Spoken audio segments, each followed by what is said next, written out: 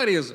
Mas eu só estou fazendo essa dinâmica aqui para os irmãos irem tomando dimensão de quantas vezes o reino de Deus ele aparece nas Escrituras. Vamos lá, Lucas capítulo 13, versículo 29. Lucas capítulo 13, versículo 29, diz assim, acharam aí? E virão do Oriente e do Ocidente, e do Norte, e do Sul, e assentar-se-ão à mesa no reino de Deus. Lucas 17, capítulos 20 e 21. Lucas 17, capítulo 20 e 21, diz assim: interrogado pelos fariseus sobre quando havia de vir o reino de Deus, respondeu-lhes e disse: o reino de Deus não vem com aparência exterior, nem dirão, ei-lo aqui, ou, calma aí que voou aqui. De novo, 21, nem dirão, ei-lo aqui ou ei-lo ali, porque eis que o reino de Deus está entre vós. O reino de Deus está entre vós. Romanos capítulo 14, versículo 17. Vamos lá, irmãos. Romanos capítulo 14, versículo 17. Jesus falou sobre o reino de Deus, Paulo falou sobre o reino de Deus. Romanos 14, versículo 17, diz o seguinte: porque, esse aqui é um dos mais conhecidos, porque o reino de Deus não é comida nem bebida, mas justiça e paz e alegria no Espírito Santo. Muito bem, vamos seguir com o apóstolo Paulo, 1 Coríntios, capítulo 6. Os irmãos estão cansados? Não, né? Que bom. 1 Coríntios capítulo 6, do 9 ao 11. 1 Coríntios capítulo 6, do 9 ao 11. Diz assim: não sabeis que os injustos não hão de herdar o reino de Deus? Não erreis, nem os devassos, nem os idólatras, nem os adúlteros, nem os efeminados, nem os sodomitas, nem os ladrões, nem os avarentos, nem os bêbados, nem os maldizentes, nem os roubadores herdarão o reino de Deus. Muito bem. Gálatas, cansa não, irmão, vamos lá, não cansa não. Gálatas capítulo 5, está logo aí depois, de 2 Coríntios. Gálatas capítulo 5, versículo 19 ao 21. Gálatas 5, 19 ao 21 diz assim: porque as obras da carne são manifestas, as quais são prostituição, impureza, lascívia, idolatria, feitiçarias, inimizades, porfias, emulações, iras, pelejas, dissensões, heresias, invejas, homicídios, bebedices, glutonarias e coisas semelhantes a estas, acerca das quais vos declaro, como já antes vos disse, que os que cometem tais coisas não herdarão o reino de Deus. Quem está cansado, dá um aleluia aí. Quem está cansado, dá um aleluia. Opa, ninguém está cansado então. Quem está feliz, dá um glória a Deus. Maravilha, glória a Jesus. Vamos lá, Mateus, vamos voltar para Mateus. Já estamos acabando, estamos nos 3 últimos. Mateus capítulo 6. Esse aqui Na verdade, poderíamos falar de cor, né? Oração do Pai Nosso. Mateus capítulo 6, do 9, a partir do 9, oração do Pai Nosso. Isso aqui poderíamos falar de cor. Vamos lá, só do 9 ao 10. Diz assim: portanto vós orareis assim: Pai nosso, que estais nos céus, santificado seja o teu nome, venha o teu reino, seja feita a tua vontade, tanto na terra como no céu. Marcos, irmão, vamos lá. Marcos, estamos acabando. Marcos 10. Olha, irmãos, como que o reino de Deus está em abundância nas Escrituras, e aqui especialmente na pregação do próprio Senhor Jesus. Marcos 10, vamos lá, Marcos 10, 23 a 27, Marcos 10, 23 a 27, diz assim: então Jesus, olhando ao redor, disse aos seus discípulos: quão dificilmente entrarão no reino de Deus os que têm riquezas. E os discípulos se admiraram destas suas palavras, mas Jesus, tornando a falar, disse-lhes: filhos, quão difícil é para os que confiam nas riquezas entrar no reino de Deus. É mais fácil passar um camelo pelo fundo de uma agulha do que entrar um rico no reino de Deus. E eles se admiravam ainda mais, dizendo entre si: quem poderá, pois, salvar-se? Jesus, porém, olhando para eles, diz: para os homens isso é impossível. Salvar-se, possível, mas não para Deus, porque para Deus todas as coisas são possíveis. E agora, irmãos, vamos finalizar com chave de ouro esses textos preciosos sobre o reino de Deus com João. Vamos lá no Evangelho de Jesus, segundo escreveu João, capítulo 18, versículo 36. João, capítulo 18, versículo 36. Diz assim a palavra de Deus: respondeu Jesus: o meu reino não é deste mundo. Se o meu reino fosse deste mundo, lutaria os meus servos, os meus discípulos, para que eu não fosse entregue aos judeus. Mas agora o meu reino não é daqui. Amém? Deixa eu ver quantos textos nós lemos aqui hoje. 1, 2, 3, 4, 5, 6, 7, 8, 9, 10, 11, 12, 13, 14. Irmão, nós lemos 14 versículos aí. Uns 7 minutos, 8 minutos. Viu como dá para você ler a Bíblia em casa? Você tirar 10 minutos para ler a Bíblia em casa, você vai fazer aí uma leitura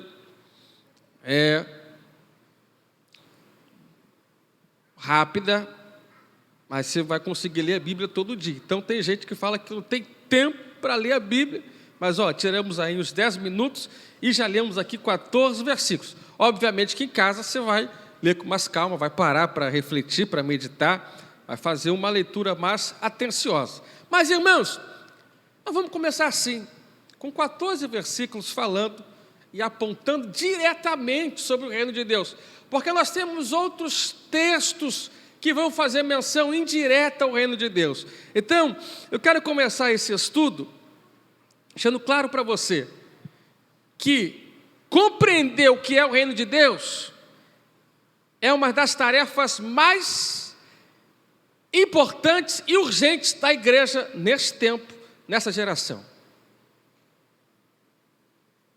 Amém? Compreender o que é o reino de Deus. Compreender qual é a nossa participação neste reino. Então, irmãos, esse assunto ele é muito vasto. Eu, pessoalmente, tenho muito interesse em aprofundar a minha pesquisa sobre o reino de Deus, explorando todas as nuances, todas as questões que estão relacionadas a esse tema. Então, por exemplo, eu vou fazer isso com mais calma mais para frente, mas nós temos aí um caminho muito interessante que muitos estudiosos eles seguiram, que é tentar compreender a relação do reino de Deus com os reinos e os poderes deste mundo. Então, fazer essa correlação. Qual é essa correlação entre os reinos humanos e o reino de Deus? Existe uma correlação? Eles estão relacionados? Os reinos humanos estão subordinados ao reino de Deus? Ou deveriam estar? Os reinos humanos, eles são um instrumento que Deus usa para conduzir a história. Então, os irmãos podem concordar comigo que existe aí um campo interessante de estudo em relação a isso. Quem aqui já ouviu falar em João Calvino? Levanta-se a mão. João Calvino. Já ouviram falar, né? No seminário e tal. Talvez não, alguns irmãos não conheçam muito bem esse teólogo que foi também um pastor ali no século XVI.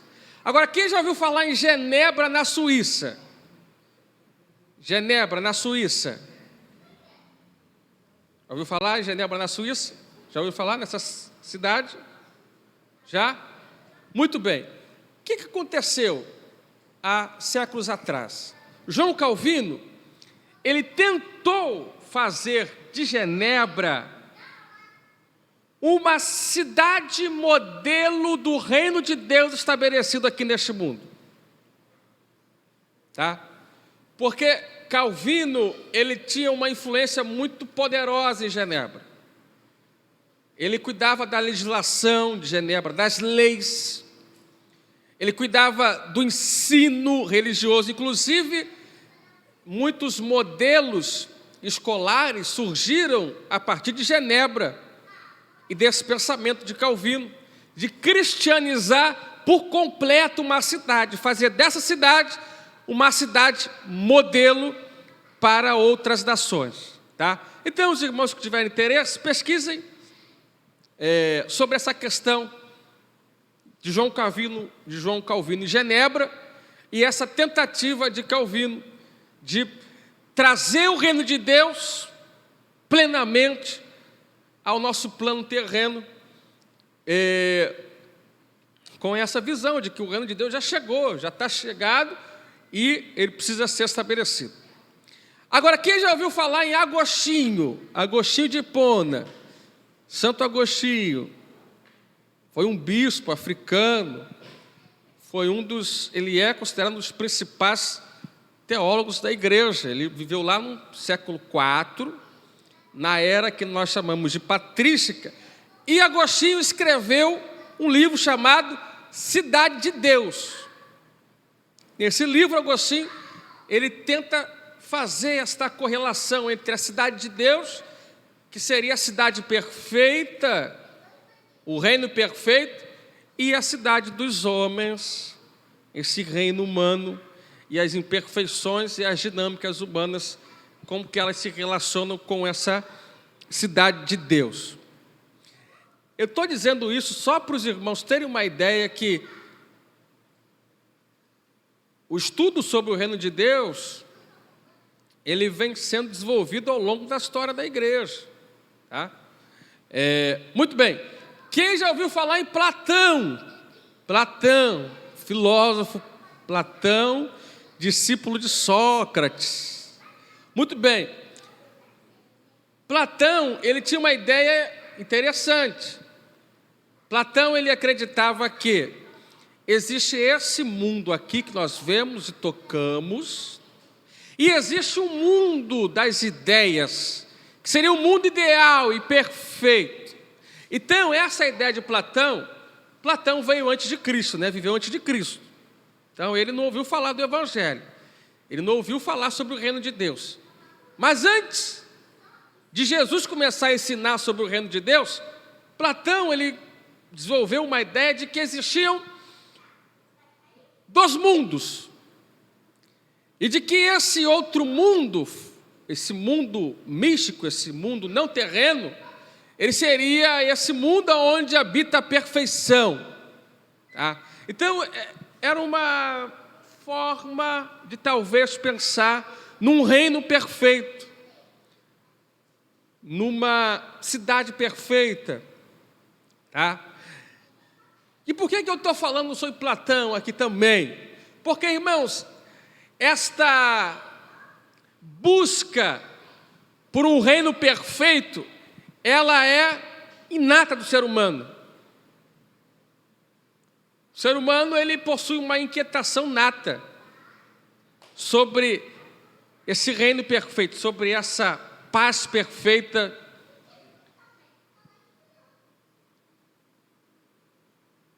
para que os homens possam desfrutar dela.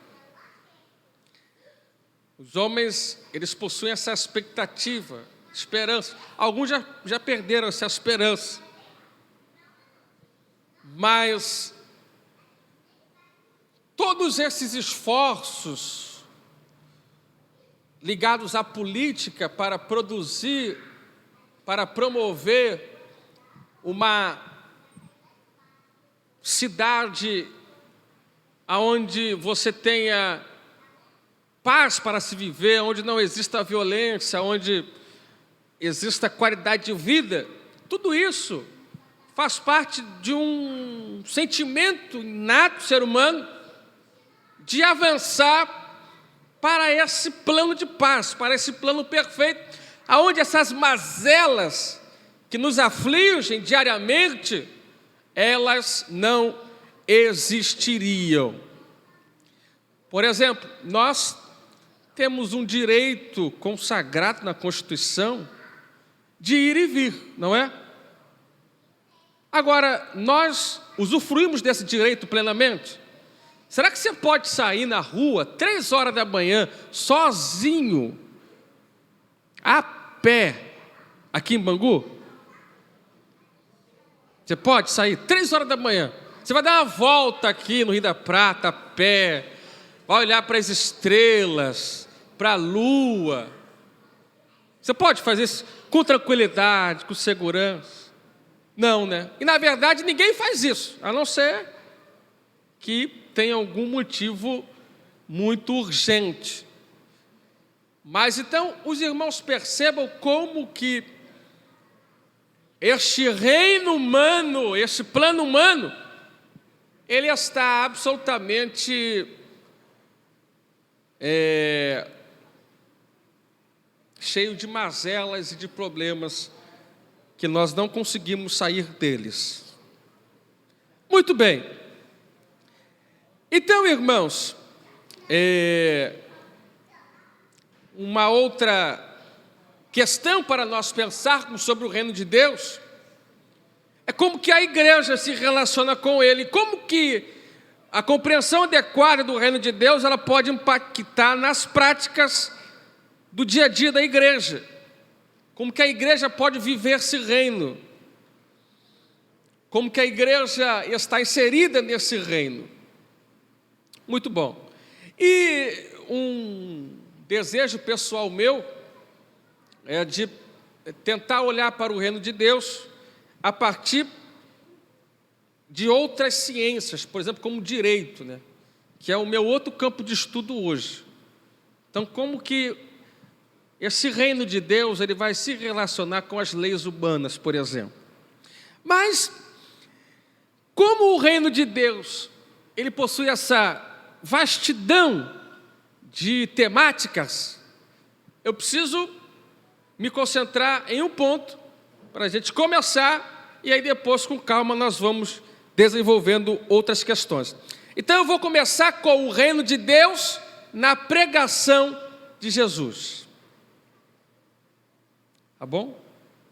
Então nós vamos começar esse estudo sobre o reino de Deus na pregação de Jesus. E para isso, irmãos, primeiro, tópico 1, nós precisamos decifrar quem é Jesus. Quem é o Cristo? Aquela pergunta que Jesus fez para os discípulos, há 2.000 anos atrás, está lá em Lucas 19, abre aí a sua Bíblia, perdão, Lucas 9. Aquela pergunta, ela ainda segue ecoando nos ouvidos dos homens.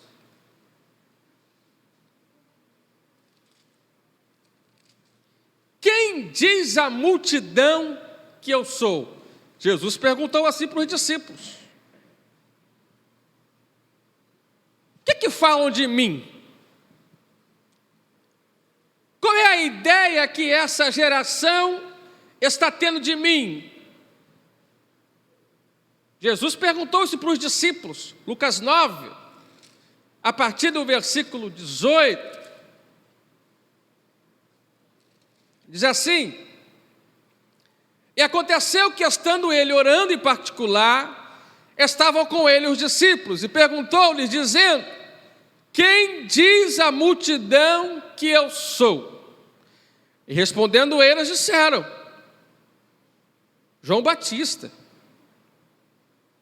Parte da multidão diz que o Senhor é João Batista. Outros, Elias. E outros, que um dos antigos profetas ressuscitou. E disse-lhes: e vós, quem dizeis que eu sou? Respondendo Pedro, disse: o Cristo de Deus. E admoestando-os, mandou a que ninguém referissem isso, dizendo: é necessário que o Filho do Homem padeça muitas coisas, e seja rejeitado dos anciões e dos escribas, e seja morto, e ressuscite ao terceiro dia. Então, irmãos, quem é o Cristo? Perceba que uma resposta errada a esta pergunta, uma compreensão errada de quem é o Cristo, o Filho de Deus, ela irá comprometer a nossa visão sobre o reino de Deus. E eu estou absolutamente certo, para minha tristeza, de que muitas pessoas, inclusive dentro da igreja, que participam da igreja, elas estão com uma visão errada de quem é Jesus.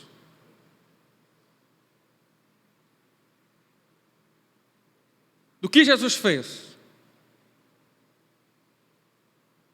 De como que Cristo, ele lidou com vários grupos de pessoas.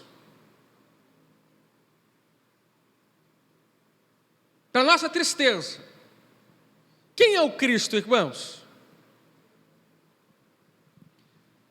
Vou fazer uma pergunta aos irmãos. Como é que Jesus, ele se comportou diante de uma mulher pecadora que estava vivendo dramas terríveis pessoais, que estava sofrendo angústias profundas na sua alma? Como é que Jesus se comportou com essa pessoa? Ele se comportou com essa pessoa igual ele se comportou com aqueles homens que fizeram do templo um mercado, um negócio? Foi o mesmo comportamento? Como que foi que Jesus lidou com essa pessoa? Vamos lá, irmãos, vamos tentar decifrar aqui quem é o Cristo. Quem é Jesus?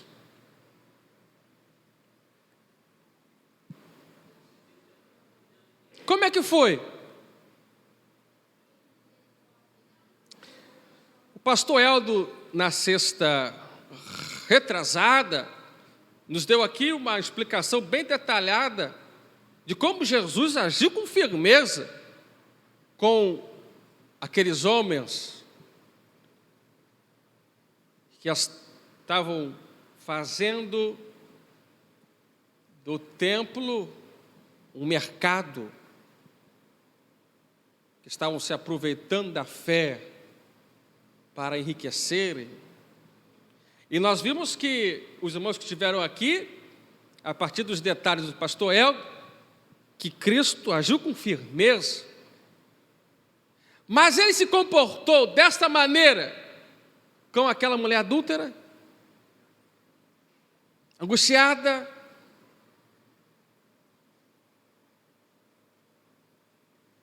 Como é que Jesus lidou com Zaqueu? Publicano, pecador.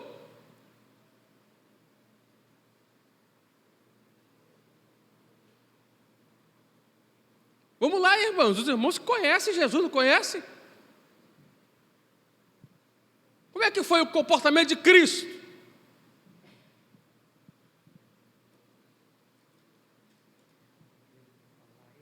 Foi duro ou foi amável? Então eu vou fazer assim, vou dar duas alternativas, aí fica mais fácil, irmão. Foi duro ou foi amável? Com a mulher adúltera, foi duro ou foi amável? Muito bem. Com quem Jesus foi duro, irmãos? Qual o grupo de pessoas que Cristo foi mais duro? Os fariseus, com os saduceus, com os religiosos, hipócritas, com os mercadores da fé, com aqueles homens que criavam regras. Os fariseus, eles tinham um costume de acrescentar pecados à lista que Deus já tinha entregue ao povo. Às vezes eram tão inescrupulosos que a lista que eles criavam de pecados, nem eles conseguiam cumprir. Então Jesus foi duro e firme. Não foi com o homem angustiado diante da sua fraqueza. Jesus foi duro e firme com os hipócritas, com aqueles que no seu coração eles já tinham se endurecido diante da grandeza e da misericórdia de Deus, e se aproveitavam do povo para enriquecerem, para alcançarem fama, para alcançarem poder.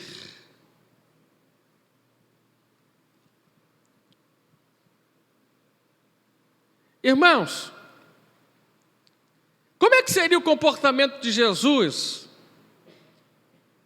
com um jovem que está lutando internamente, ele está sofrendo com desejos homossexuais?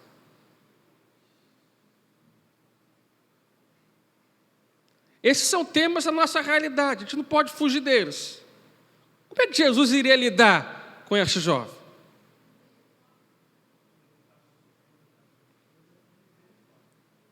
Isso, ele está lutando.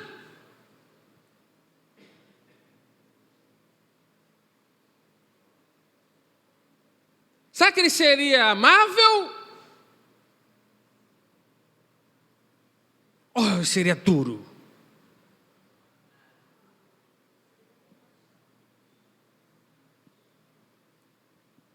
Será que ele agiria com misericórdia, com compaixão, como fez com aquela mulher? 5 maridos, um sofrimento terrível. Como é que ele faria? Quem é Jesus, irmãos? Quem é o Cristo? Ele não é o Redentor, ele não veio para os que estão doentes. Não foi isso que ele falou? Eu vim para os que estão doentes, sofrendo, mergulhado nos seus dramas, que não podem sair de lá por conta própria, precisa de um Salvador. Quem é o Cristo? Agora, como é que Jesus iria agir com esses falsos pastores que se aliançam com políticos corruptos para enriquecerem? Como é que ele iria agir? Com dureza. Quem é o Cristo?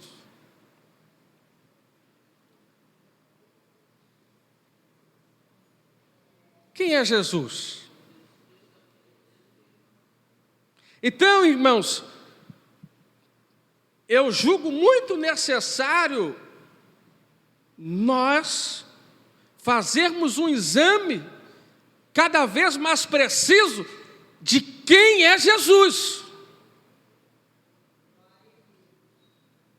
Do que Jesus fez nas situações que ele se deparou com os dramas, com os pecados humanos, com a necessidade dos homens, como que ele agiu. Nós precisamos urgentemente fazer esse exame, que foi o exame que Paulo fez, quando ele diz, olha, sede meus imitadores, assim como eu sou de Cristo. Porque infelizmente tem pessoas que elas estão pregando outro Jesus. Elas estão anunciando outro evangelho, outro Cristo, não o Cristo de Deus. Pedro acertadamente falou, tu és o Cristo de Deus. Tem gente que está pregando Jesus dos conservadores. Tem gente que está pregando Jesus dos progressistas. Tem gente que prega um Jesus de esquerda. Tem outros que pregam Jesus de direita. Enquanto Cristo, irmãos, Cristo está acima de todas essas ideologias humanas. Ele está acima. O reino de Deus, irmãos, ele está acima de qualquer pauta humana. Tem pessoas que estão tentando encaixar Jesus dentro do movimento conservador. Tem pessoas que não, Jesus era de esquerda, era progressista, era marxista. Não, Jesus era de direita. Irmãos, pelo amor de Deus, será que Deus iria se sujeitar a essas correntes humanas que elas mudam de tempos e tempos? Ou será que nós não temos um Deus imortal, que nele não há sombra de variação, que é o mesmo ontem, hoje e será eternamente? Infelizmente, muitos púlpitos estão substituindo a mensagem do Evangelho para pregar costumes, pautas, políticas. E aí fazem um malabarismo para falar alguma coisa de Jesus. Nós, irmãos, devemos fazer igual o escritor aos Hebreus nos ensinou. Hebreus capítulo 12, versículo 2. Olhando para Jesus, autor e consumador da nossa fé. Nós temos que olhar para Cristo, irmãos. Nós temos que olhar para Cristo. Nós temos que olhar para Jesus. Isaías 45, Deus falou ao povo, olha, olhai para mim, serás salvo. Olhai para mim, serás salvo. Tem gente que está tentando enxergar o reino de Deus pela lente do presidente Bolsonaro. Não vai conseguir. Tem gente que está tentando compreender o reino de Deus olhando para o ex-presidente Lula. Vai conseguir. Tem gente que está tentando compreender o reino de Deus por intermediadores falhos, fracos, humanos, imperfeitos. Não vão conseguir.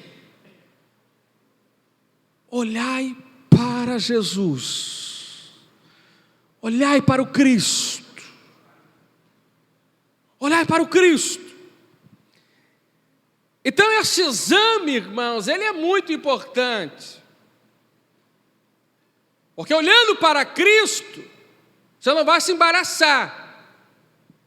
Como é que Jesus agiu diante de um pecador que estava sofrendo com o seu pecado?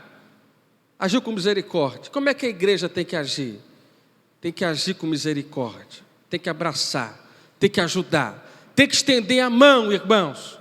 Tem que dizer, ó, esse aqui também é o seu lugar, porque eu, pastor André, quando cheguei aqui também cheguei doente, cheguei mal, cheguei ruim, mas o Espírito Santo me limpou, me lavou, me santificou, me curou e tem me sustentado. Ninguém chegou aqui, irmão, curado. Ninguém chegou aqui curado. Nós chegamos aqui mal. Alguns quase morrendo, mas a graça de Deus nos sustentou. O Espírito Santo nos regenerou, nos transformou.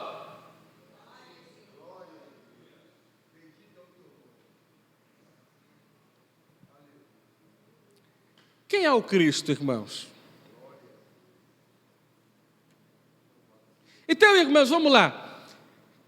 Em primeiro lugar, nós temos que separar as ações de Jesus das ações dos seus seguidores. Porque uma coisa foi o que Jesus ensinou, pregou e fez, e outra coisa são o que algumas pessoas que seguem a Jesus fazem. Então nós temos que fazer essa separação do Cristo e dos seus seguidores. Inclusive, e mais importante, fazer uma separação do Cristo e de pessoas que tentam se apropriar da imagem de Jesus para os seus projetos impuros. Porque uma coisa que é certa, não é fácil enganar, infelizmente é fácil enganar o povo evangélico. É só falar que foi enviado por Deus. Pronto. Não, sou de Deus, sou de Jesus, sou. Pronto. Não, sou de Cristo, sou de Deus. Falou que é de Deus, pronto. E quantas pessoas, irmãos, ao longo da história, hein, se apropriaram da imagem de Cristo para os seus projetos impuros?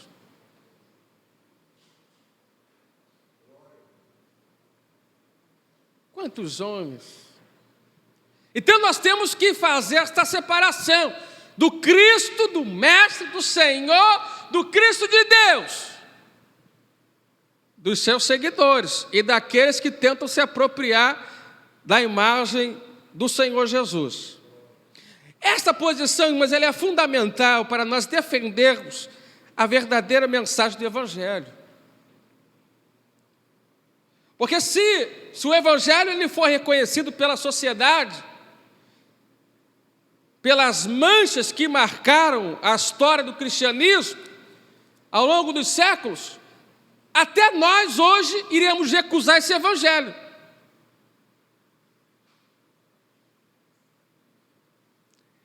Tem um grupo protestante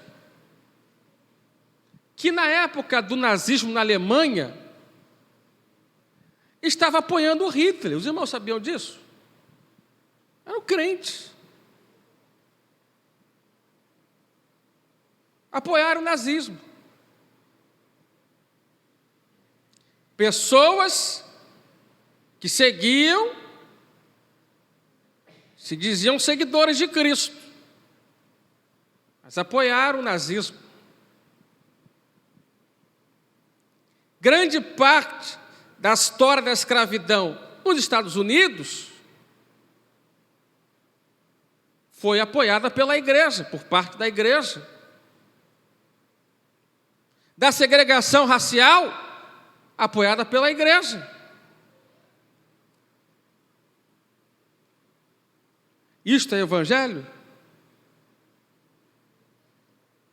Isto é o evangelho que Jesus ensinou e pregou? Então, os irmãos estão entendendo como que é importante nós, como igreja do Senhor, fazermos esta separação de quem é o Cristo, do que Ele fez, do que Ele ensinou, de pessoas que se dizem seguidoras de Jesus.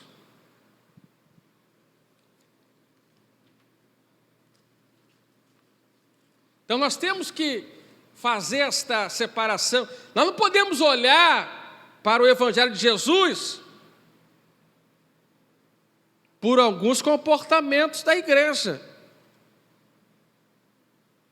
Porque por muitas vezes na história, uma parte da igreja, ela negou o Evangelho.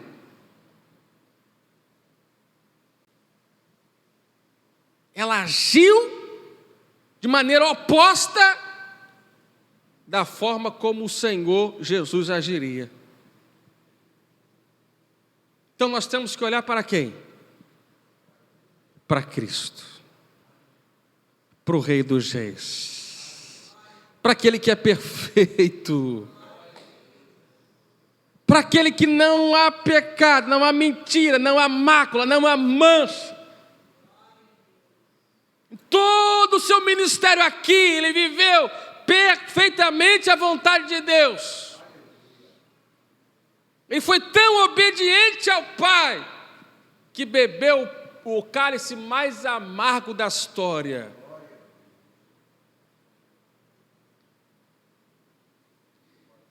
Então nós temos que olhar para Cristo como Ele é, como Ele foi, e não para os estereótipos de Jesus.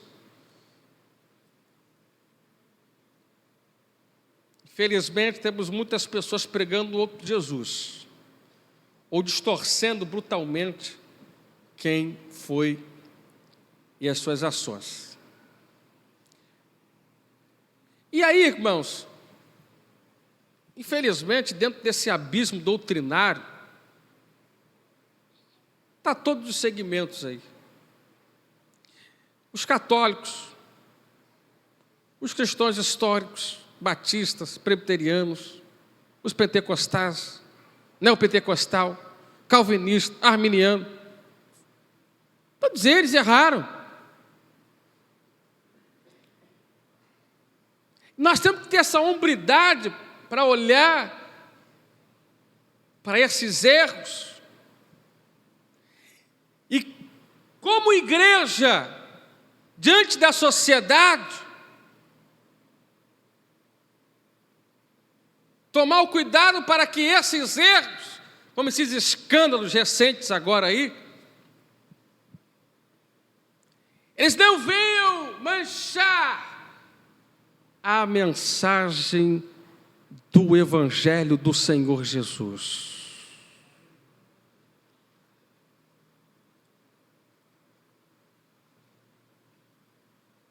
A palavra de Deus nos orienta, irmãos, que o escândalo, ele virá.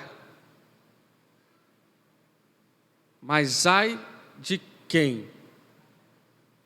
Ai de quem vira o escândalo?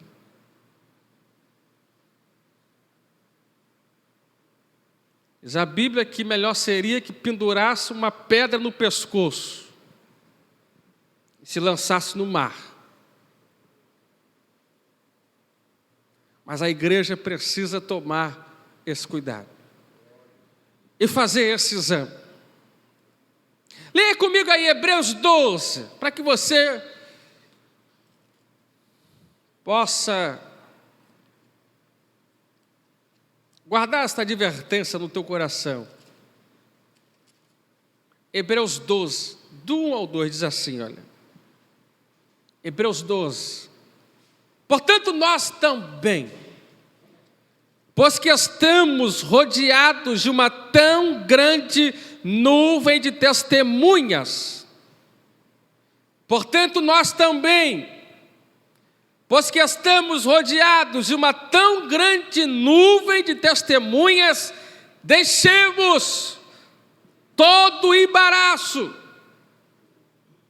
Deixemos todo o embaraço e o pecado que tão de perto nos odeia e corramos com paciência a carreira que nos está proposta, olhando para Jesus, autor e consumador da nossa fé, o qual, pelo gozo que lhe estava proposto, suportou a cruz, desprezando a afronta, e assentou-se à destra do trono de Deus.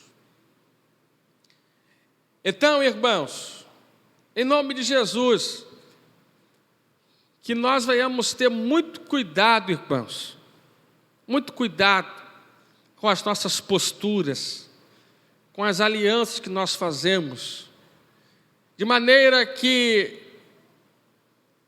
não tenhamos a infelicidade de, por causa de nós, as pessoas desacreditarem da mensagem do Evangelho. Que tristeza, irmãos, que tristeza. Eu estou aqui com meu coração muito triste, porque parte da igreja no Brasil fez uma aliança política muito perigosa. E a igreja vai sofrer por isso, como está sofrendo, descrédito. É uma pena. Muitas pessoas alertaram sobre isso, mas o poder, a fama, a ganância enfeitiçou muita gente. Mas nós temos que olhar para Jesus. Nós temos que olhar para Jesus.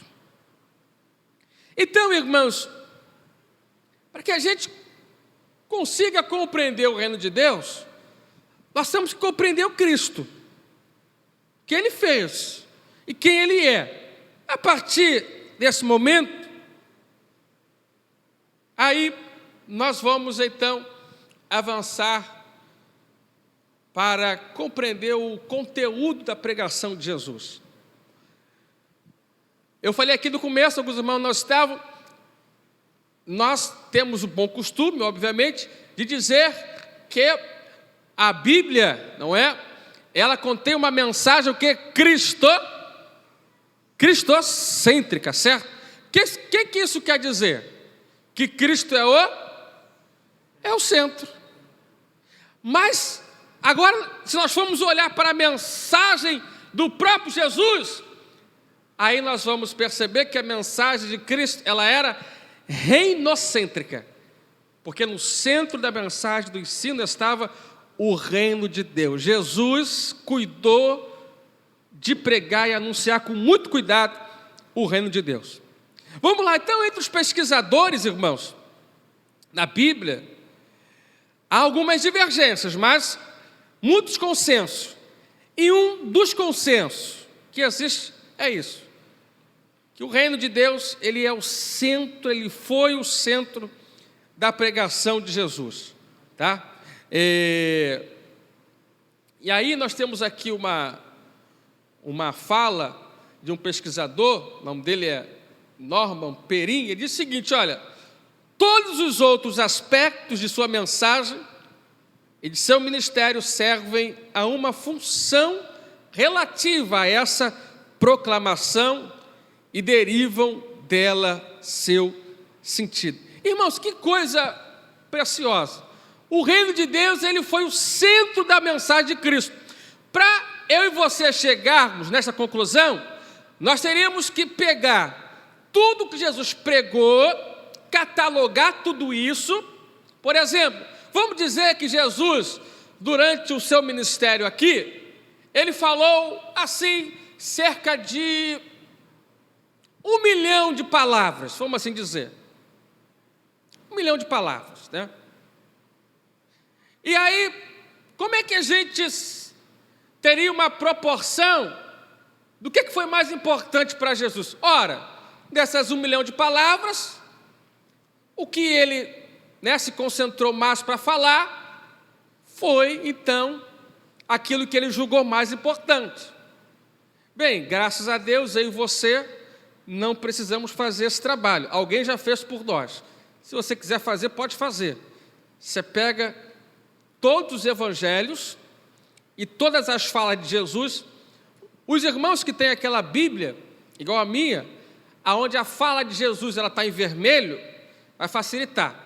Pega tudo que Jesus falou, né, escreve na mão do computador, e aí você faz essa proporção em matemática. Se você não quiser fazer, alguém já fez pela gente e já nos diz que o centro da pregação de Jesus foi o reino de Deus. Agora, isso é ou não importante para nós como igreja?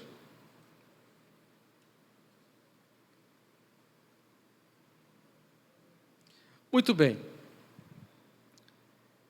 Avançando aqui, meus irmãos.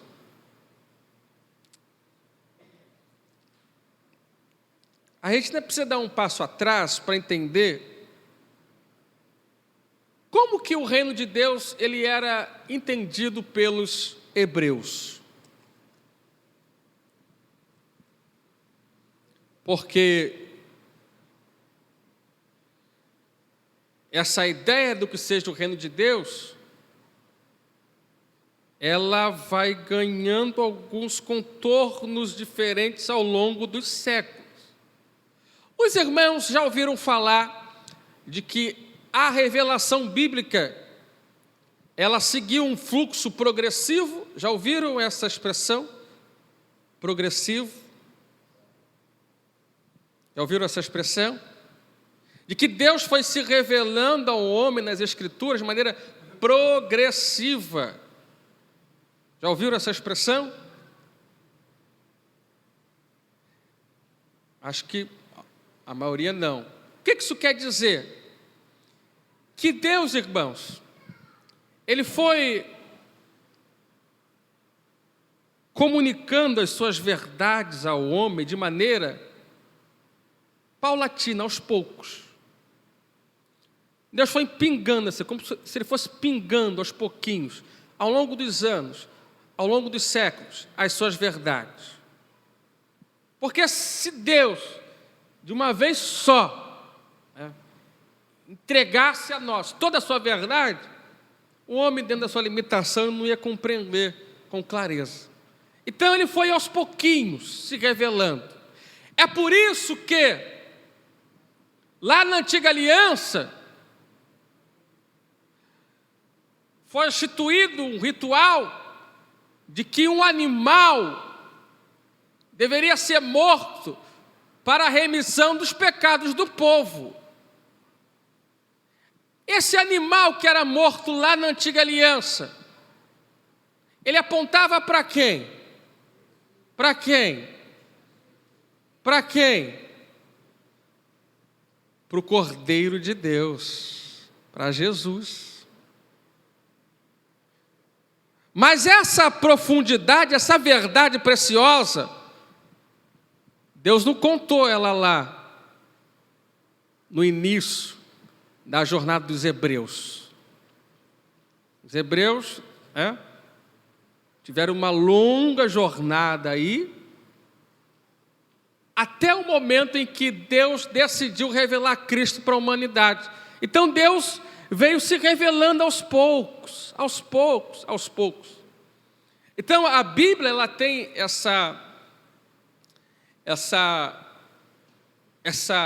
o fluxo da revelação bíblica, ele vai nessa progressiva, nessa questão progressiva.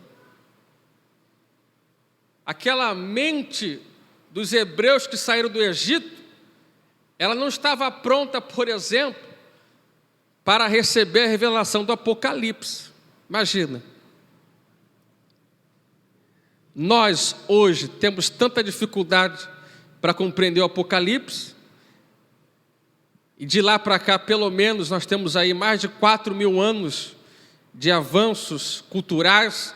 Imagine a mente lá do hebreu que saiu do Egito para entender o Apocalipse. Então Deus ele foi, gota a gota, pingando das suas verdades para que o homem pudesse compreender. E o reino de Deus, ele também seguiu esse fluxo. O que eu quero mostrar para vocês aqui era como que os hebreus entendiam o reino de Deus. E como que foi a reação deles quando o Messias esperado chegou. Mas antes de fazer isso, eu quero fazer uma pergunta aos irmãos. Se você quiser responder, pode me responder. O que é o reino de Deus, irmãos? É um reino militar? É um reino político? Glória a Deus, é o reino eterno. É o reino eterno. Mas o quê?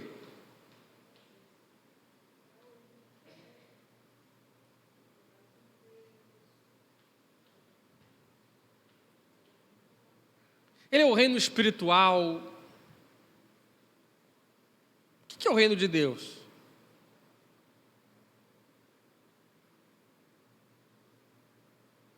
O que tem nesse reino de importante?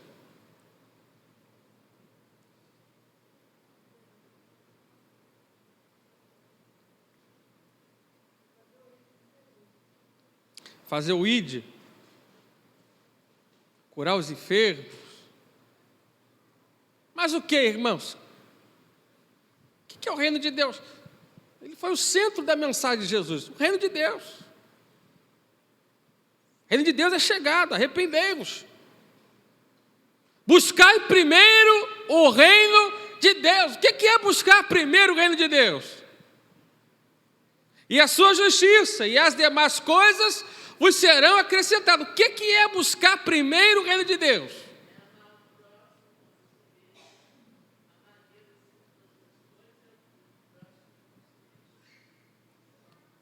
Amar o próximo, mas o quê?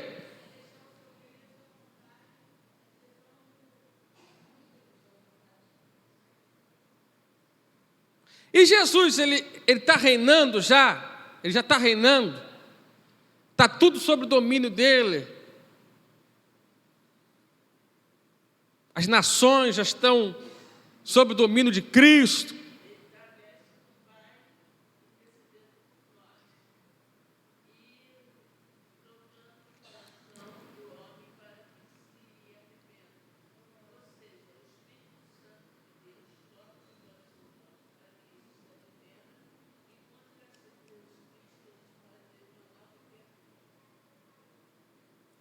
Muito bem. Alguém mais quer falar alguma coisa sobre o que acha do reino de Deus? Quem já viu o reino de Deus? Quem consegue ver o reino de Deus? Ele é um reino. Ninguém consegue ver o reino de Deus?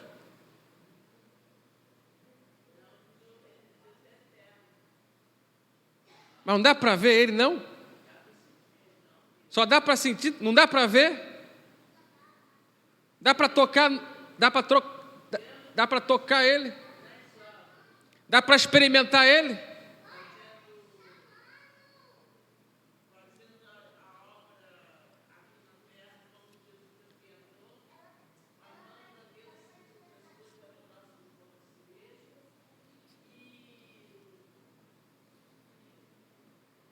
Pode falar, pode falar.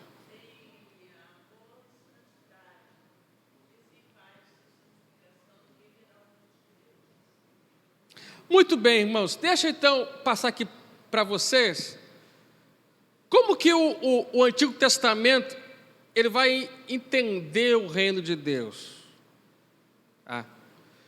Então, assim, são poucos os casos no Antigo Testamento em que essa palavra que eu vou falar é uma palavra hebraica, Malkut, ela se refere a reino.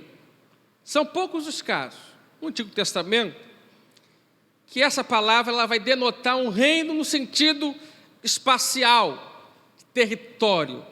Porque hoje, aqui no Ocidente, também no Oriente, quando nós pensamos em um reino, em um império, o que logo vem na nossa mente? Uma nação que possui um território, certo? Sim ou não? Nesse sentido espacial de ter um território.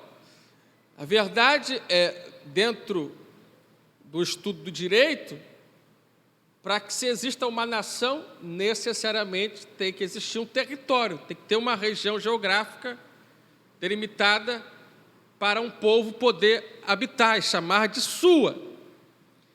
Mas esse sentido de um reino territorial, ele não está presente no Antigo Testamento.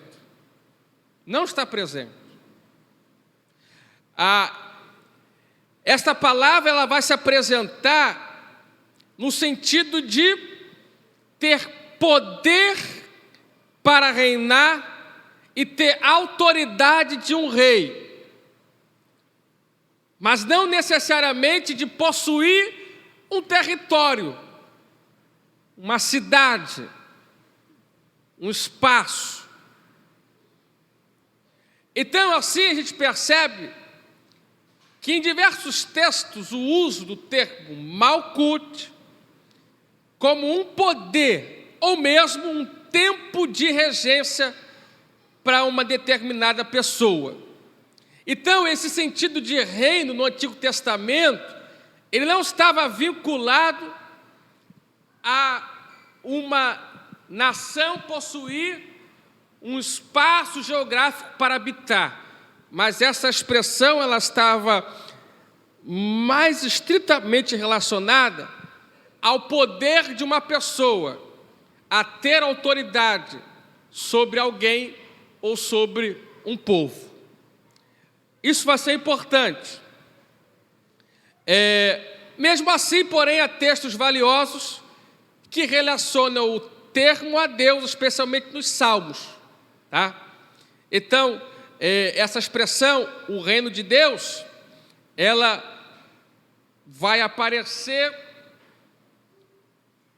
no Antigo Testamento, em poucos casos, mas não, por exemplo, com aquela ideia de que era necessário para que esse reino se estabelecesse ter um espaço territorial, um espaço geográfico.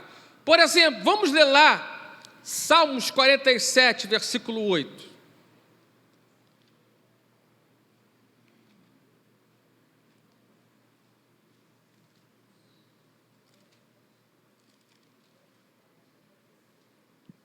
Salmo 47, versículo 8, diz o seguinte: Deus reina.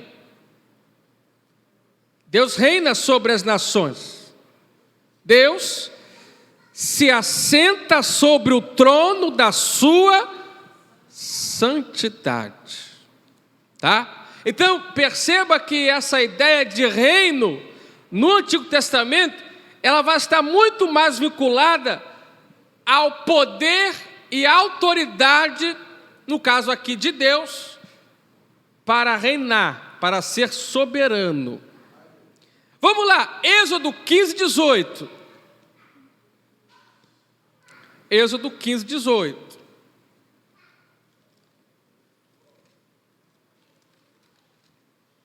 Diz assim: o Senhor reinará eterna e perpetuamente. O Senhor reinará eterna e perpetuamente. Então, a nossa irmã Eliane aqui, ela foi perfeita quando ela falou que o reino de Deus é eterno. Mas percebam que essa expressão do reino de Deus, de reinar, em hebraico, ela não vai estar fixada a uma ideia de que para que o reino de Deus se estabeleça, ele precise obrigatoriamente de um território, de um espaço geográfico. Na visão veterotestamentária, a ideia de reino é a ideia de poder. Deus tem autoridade para reinar. Ele é poderoso para reinar. Tá bom, irmãos? Vamos guardar essa ideia aí, tá? E vamos avançar aqui. A religião judaica ela tem uma particularidade, porque os judeus eles carregaram uma ideia de um Deus migrante, um Deus que não está fixado, que não está preso a um lugar. Perceba comigo, os judeus eles estavam no Egito, oprimidos por Faraó. quem era o rei verdadeiro dos judeus? Jesus. Era o próprio Deus. Aí os judeus foram para o deserto, saíram do Egito. Deus ficou lá no Egito ou Deus foi com os judeus para o deserto? Ficou lá no Egito também? Não. Ou foi para o deserto? Foi para o deserto. E aí os judeus chegaram em Canaã. Deus ficou no deserto ou foi também ser rei deles lá em Canaã? Foi ou não foi? Muito bem, foi, né? Ótimo. Depois os judeus, o tempo passou, foram levados cativos para a Babilônia. Aí Deus ficou lá em Jerusalém? Ou será que Deus acompanhou o seu povo também na Babilônia? Foi, irmãos? Muito bem. Aí lá em 70 depois de Cristo, irmão, várias coisas aconteceram.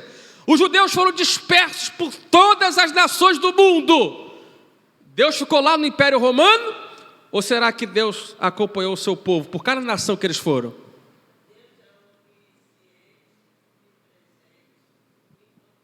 Muito obrigado. Os irmãos estão entendendo que o conceito de reino e de reinar no Antigo Testamento não estava fixado e preso a um espaço geográfico, mas sim a autoridade, ao poder para reinar. Então os judeus, eles carregaram essa ideia de um Deus migrante, de um Deus que não está preso, de um Deus que não está fixo, mas de um Deus dinâmico, de um Deus que está em movimento, e que reina, e que é soberano, e que tem poder sobre todos os lugares. Muito bem. Então vamos avançar. Esta ideia, ela então permitiu aos judeus serem o único povo em todo o ambiente semita a estabelecer uma conexão séria entre o reino de Deus e a expectativa de uma futura mudança global de toda a vida aqui no mundo. Ou seja, somente Israel tinha esse entendimento de que Deus, ele não estava preso a Jerusalém. Não, o reino de Deus não era em Jerusalém, não era naquele espaço geográfico, mas que Deus, ele reinava sobre todos os homens e sobre todas as nações. Esse entendimento permitiu aos judeus começarem a ter um vislumbre escatológico. Por quê? Porque muitos reinos humanos, eles cresceram, ganharam muita proporção, e eles se tornaram reinos politeístas, pagãos, que impediam a adoração a Deus. Então os judeus começaram a desenvolver uma ideia de que é o seguinte: olha, se Deus, ele reina sobre tudo, e tem povos que estão se levantando contra esse domínio, contra essa soberania de Deus, em algum momento da história, esses povos deverão ser derrotados. Em algum momento da história, esse Deus que não divide a sua glória com ninguém, derrotará esses reinos e subjugará todas as nações sob o seu domínio.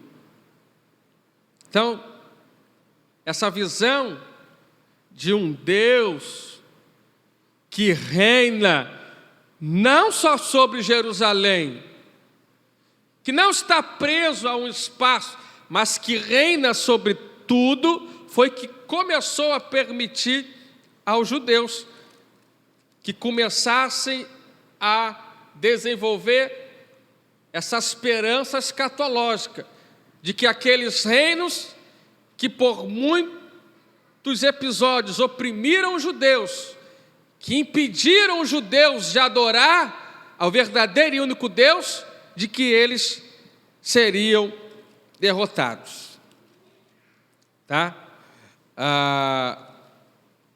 Muito bem. E aí, irmãos, vai surgir, para a gente fechar, um elemento aqui essencial nesse conceito de reino de Deus, para os hebreus.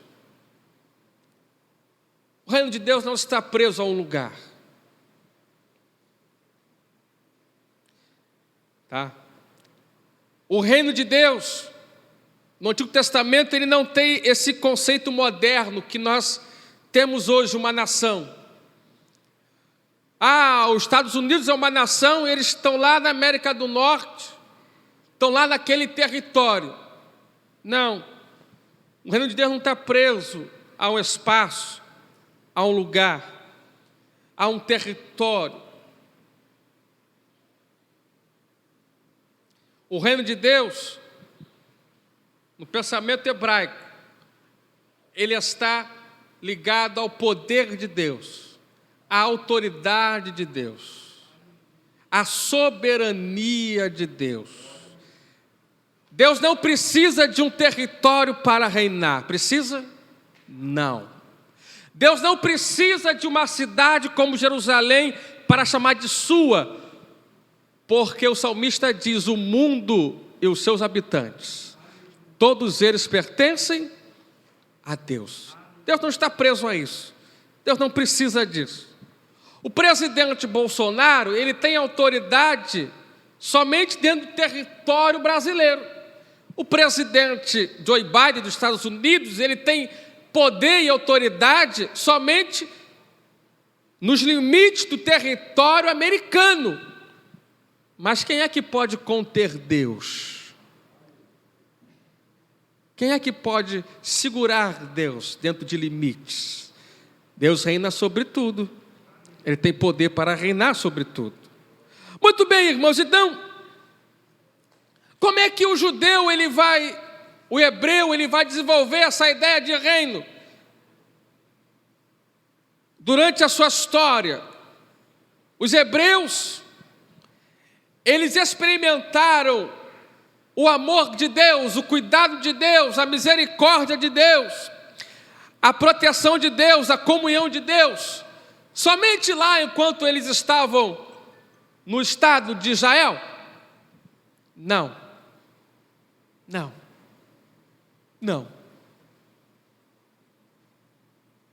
A visão dos hebreus do reino de Deus,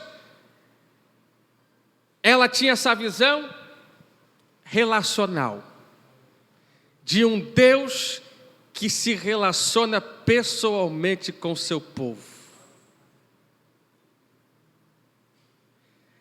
E Deus, para se relacionar com seu povo, não precisa estabelecer um lugar.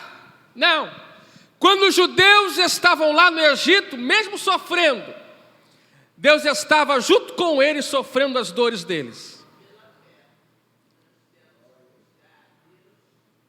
E Deus sentiu tanto as dores dos judeus do Egito, que enviou Moisés para libertar eles.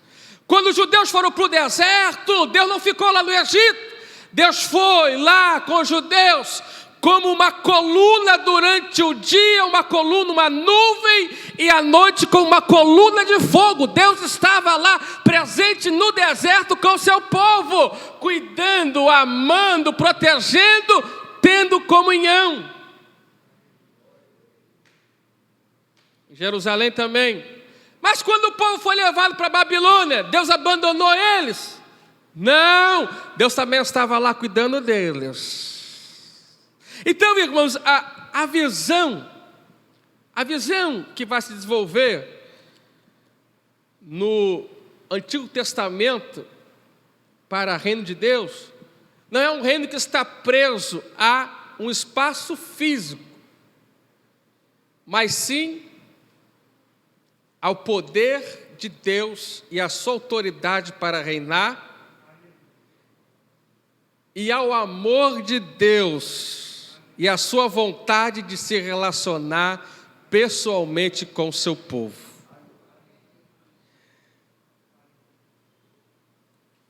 E só para a gente fechar aqui, vamos ler Apocalipse 21. E aí nós fazemos esse link dessa visão hebraica que estava sintetizada nesta palavra Malkut, para reino. E essa ideia que os hebreus foram carregando a partir da sua própria experiência com Deus, de que Deus, para ser o Senhor dos hebreus, ele não precisava de nenhum território, de nenhum espaço físico. Deus é Deus, irmãos, em todo lugar. Deus é Deus em todos os lugares.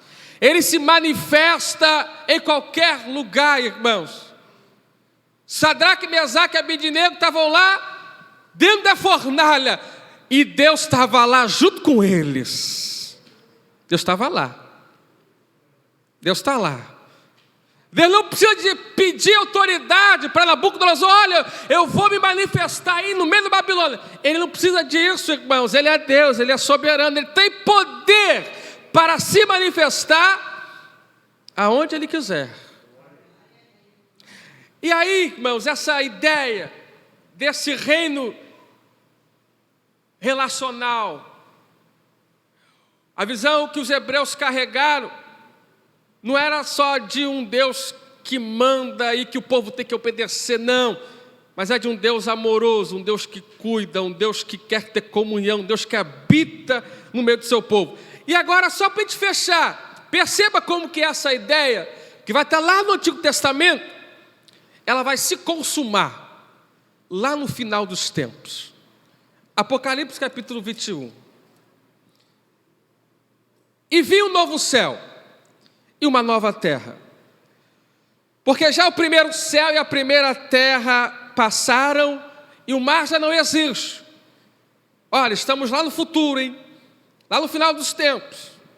E eu, João, vi a santa cidade, a nova Jerusalém, que de Deus desce do céu, adereçada como uma esposa ataviada para o seu marido.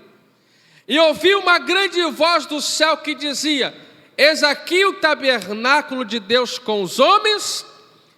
Agora preste atenção nisso aqui, irmãos. Eis aqui o tabernáculo de Deus com os homens, pois com eles habitará. E eles serão seu povo. E o mesmo Deus estará com eles e será o seu Deus. E Deus limpará de seus olhos toda lágrima, e não haverá mais morte, nem pranto, nem clamor, nem dor, porque já as primeiras coisas são passadas. Então preste atenção. Qual era a ideia que os hebreus estavam desenvolvendo e cultivando sobre o reino de Deus? Esta ideia aqui, irmãos, de um Deus que habita no meio do seu povo, de um Deus que se faz presente no meio do seu povo, de um Deus que está com o seu povo. Porque não faz sentido um rei que não está com o seu povo.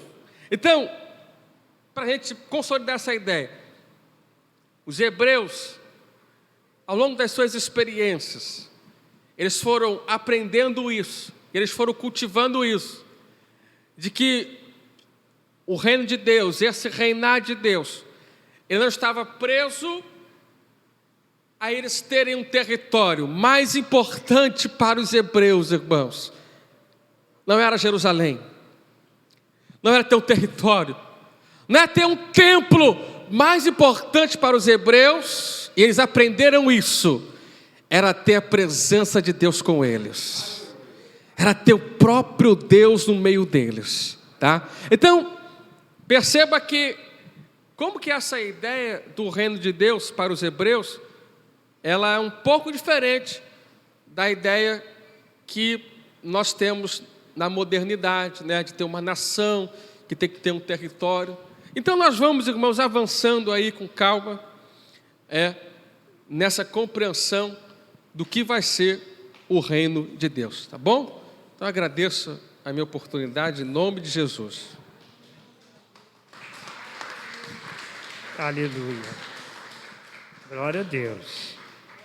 Que o Senhor continue abençoando pastor André nesse ministério tão bonito, tão maravilhoso, que é de ensinar a palavra de Deus, as riquezas de Deus, os tesouros de Deus, né, irmão? Aleluia. Irmãos, vamos ficar de pé.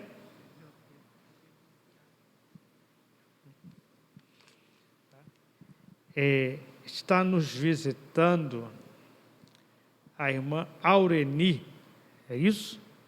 Da Igreja Obra da Restauração. Glória a Deus. Também, irmãos, está nos visitando a Natasha. Cadê a Natasha? Natasha, aparece aí, Natasha. Natasha. Vem cá que a igreja quer te conhecer. A Natasha foi a menina que a irmã Aureni teve aqui pedindo oração por ela. Vem cá, Natasha, vem aqui com a Melissa, já que você está tão amiga da Melissa. Melissa, traz ela aqui, Melissa. Traz ela aqui, Melissa. A Natasha teve doentinha. Vem cá, Natasha. Vem cá, Natasha. Isso, ela agora está cheia de saúde, glória a Deus. Ei, Jesus. Bota a sandália, Natasha. Isso, ela agora está cheia de saúde. Vem cá, Natasha, para a igreja te conhecer, Natasha. A igreja aqui orou muito por você, Natasha. A Natasha, ela estava doentinha.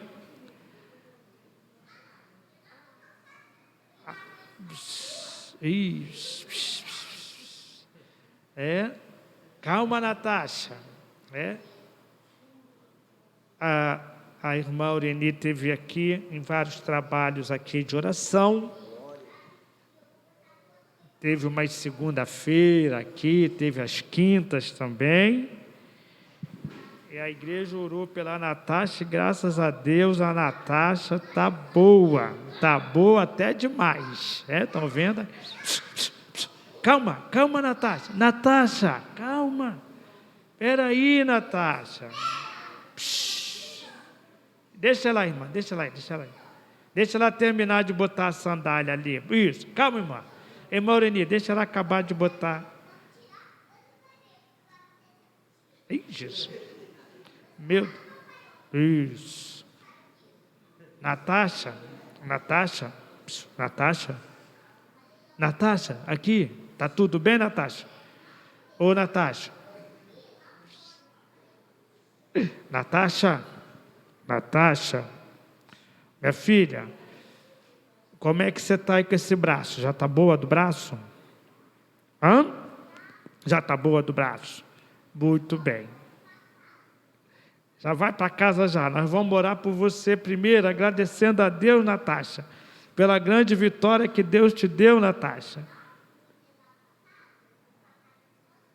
Ela vai para casa sozinha.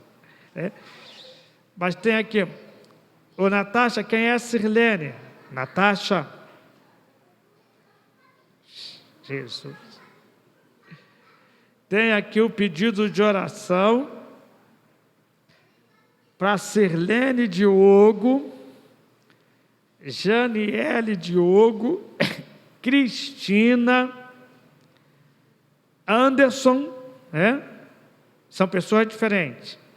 Andressa, João Vitor, Natasha e Aureni. Família toda. Né? Muito bem. Nós vamos orar, irmão, por essa família, a família da nossa irmã, né? E agradecemos a Deus que a família esteve muito aflita com a situação de saúde da Natasha, mas graças ao nosso bom Deus, né, as misericórdias do Senhor, a Natasha está aí, graças a Deus, né, para a honra e glória do Senhor Jesus Cristo. Quero avisar a igreja que amanhã, pastor André, que é o Fala Jovem, amanhã teremos aqui o trabalho Fala Jovem com a juventude e com os adolescentes. Domingo de manhã nós teremos a oração de Ana. E é o dia da nossa ceia. Então, novamente, eu convido a igreja para aqueles que quiserem e puderem estarmos fazendo o jejum pela manhã, aqui pela obra de Deus neste lugar. Irmãos? A palavra de Deus nos ensina sobre a prática do jejum. A prática do jejum. O jejum, ele pode ser praticado individualmente, em nossos propósitos com Deus, e é quando nós não falamos com ninguém que nós estamos jejuando. É um propósito nosso com Deus. E o jejum também, e muitas das vezes ele é coletivo, quando o povo de Deus é programado a fazer o jejum por um objetivo. Nos textos sagrados, nós vemos muitas vezes que Moisés convidou o povo a fazer um jejum coletivo. Josué convidou o povo a fazer o jejum coletivo. No tempo de Esdras, também o povo fez o jejum coletivo. No tempo de Esther, para livramento, foi feito o jejum coletivo. A igreja também fez muitos jejuns coletivos. Então, irmão, no quarto domingo, que nós teremos a ceia à noite, de manhã estaremos entregando a ceia dos doentes. Então, quem puder e quiser, está convidado para estar no jejum coletivo pela obra de Deus aqui nesse lugar, para que o nosso Deus venha avivar a sua obra, que Deus venha operar poderosamente, salvando as almas, libertando os oprimidos, curando os enfermos, irmão? Reconciliando as famílias, que o Senhor venha operar aqui, restaurando as vidas dos aflitos, dos angustiados, dos tristes, que o Senhor venha batizar com o Espírito Santo e manifestar os seus dons espirituais. Que essas coisas, irmãos, são para nós. A manifestação do poder de Deus é para nós, é para o seu povo, para a sua igreja.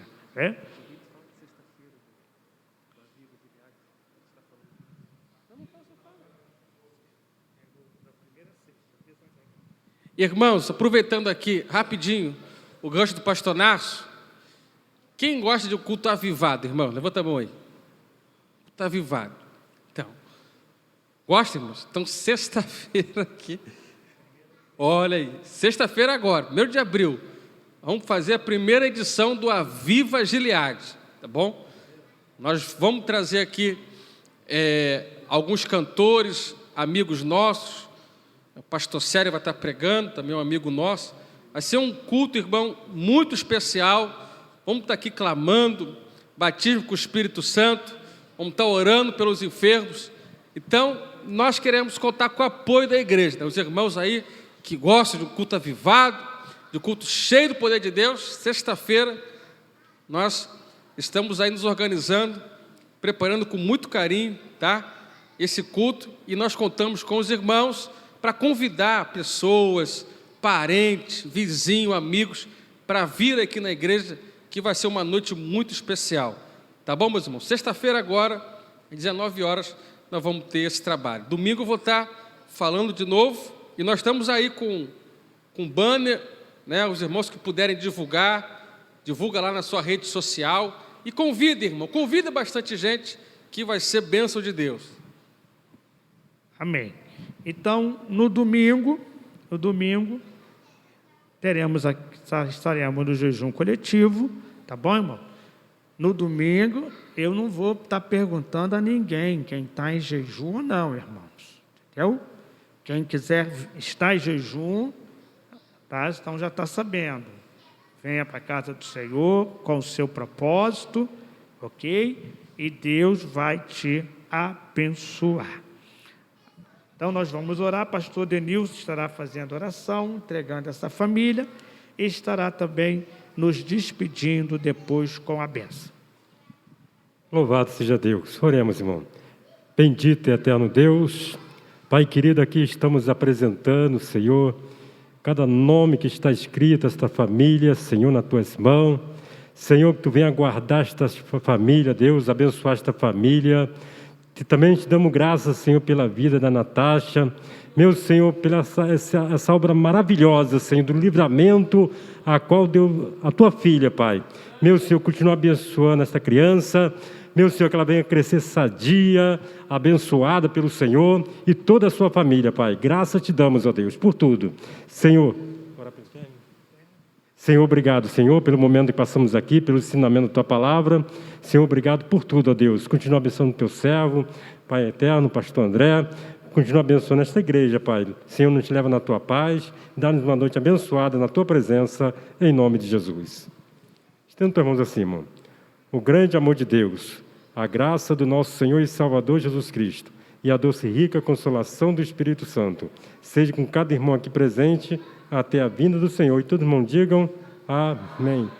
Eu e a minha casa serviremos ao Senhor. Eu e a minha casa serviremos ao Senhor. Eu e a minha casa serviremos ao Senhor.